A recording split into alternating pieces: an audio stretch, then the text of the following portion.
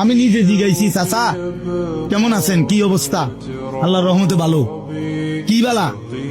আল্লাহর রহমতে তারা 3 জন বিদেশ। চারো জামাই আল্লাহ আল্লাহ করে বিয়া দিছি। বালা জামাই মানে টাকা পয়সা বলা, কথা বুঝছেন না? এই 2টা আল্লাহর রহমতে হুজুর আপনার গো দোয়ায় একখান ঘর করছি, বিল্ডিং 4টা রুম, প্রত্যেক রুমের লগে বাথরুম, ভিতরে রুম ডি শুদ্ধ টাইলস, বাথরুম ডি উদ্দা টাইলস। আল্লাহু আকবার, কত বড় কপা! ওনার বাপ দাদা 14 গোষ্ঠীর সৌভাগ্য। ওনার জিফুত নাতি নাতনি এখন টাইলসে মুতে, আগে মাটিতে মুতত। কত বড় নিয়ামত আল্লাহ ওনারে দিছে, দেখছেন? ওর ঘরে মুতে, আগে উঠানে মুতত। খালাস, দুনিয়া বুঝাই দিল।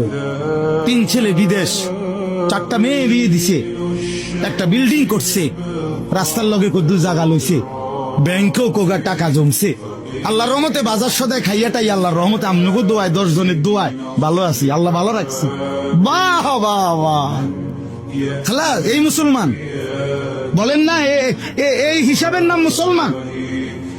আমি যদি জিজ্ঞেস করি 3টা ছেলে কি নামাজ পড়ে?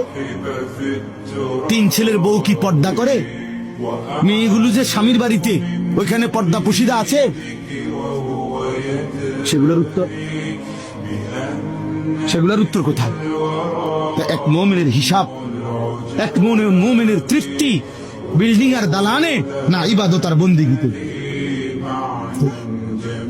তো মুমিন তো হাসবে সেদিন, সবাই নামাজি হবে যেদিন।